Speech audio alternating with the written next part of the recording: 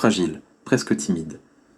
Ce n'est ni le plus beau, ni le plus massif, mais il y a quelque chose dans sa forme, quelque chose dans la manière dont elle accroche la lumière, qui semble déjà vivant. Une pierre comme celle-ci a attendu des millions d'années pour qu'on la remarque enfin.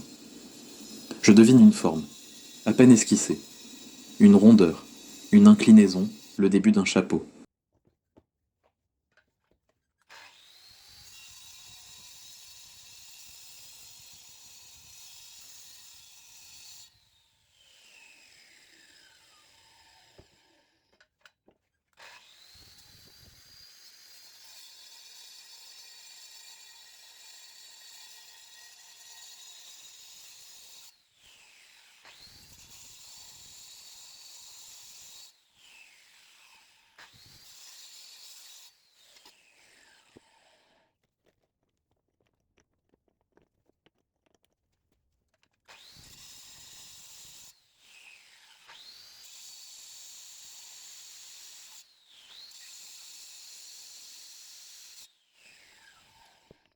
Avec le calcaire, chaque geste compte. Appuyer trop fort et il casse. Aller trop vite et la pierre se ferme, comme si elle refusait d'avancer. Alors je taille lentement, très lentement.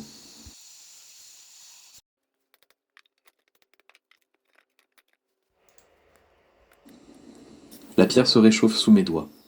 La forme se révèle, non pas imposée, mais libérée. Une courbe ici, une pente douce là. Et peu à peu, la pierre n'est plus seulement une pierre. C'est un champignon. Le chapeau reste brut, intact.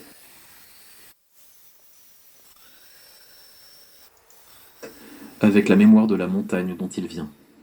Mais le pied, celui-là je le façonne.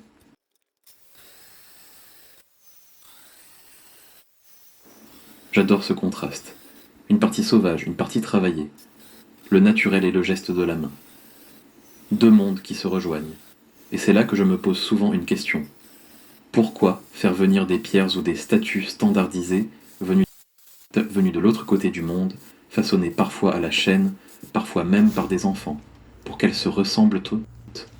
Chaque pierre est différente. Chaque jardin est unique. Sa sensibilité, sa lumière. Et ici, dans nos montagnes, on a des pierres incroyables, qui ne demandent qu'à raconter leur propre histoire. Dites-moi en commentaire ce que vous en pensez.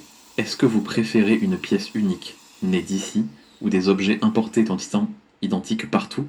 J'aimerais vraiment connaître votre avis. Vient ensuite le moment le plus délicat.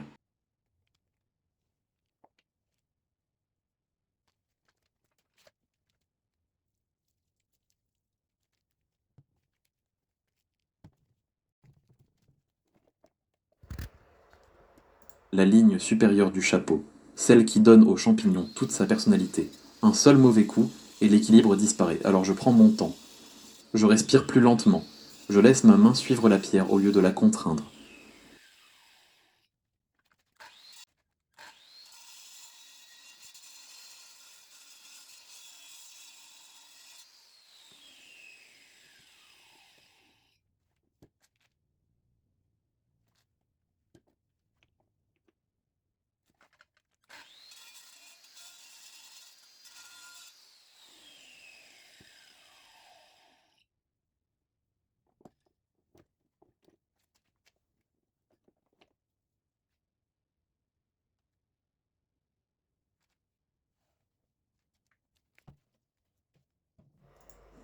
Notre champignon terminé comme s'il avait toujours existé.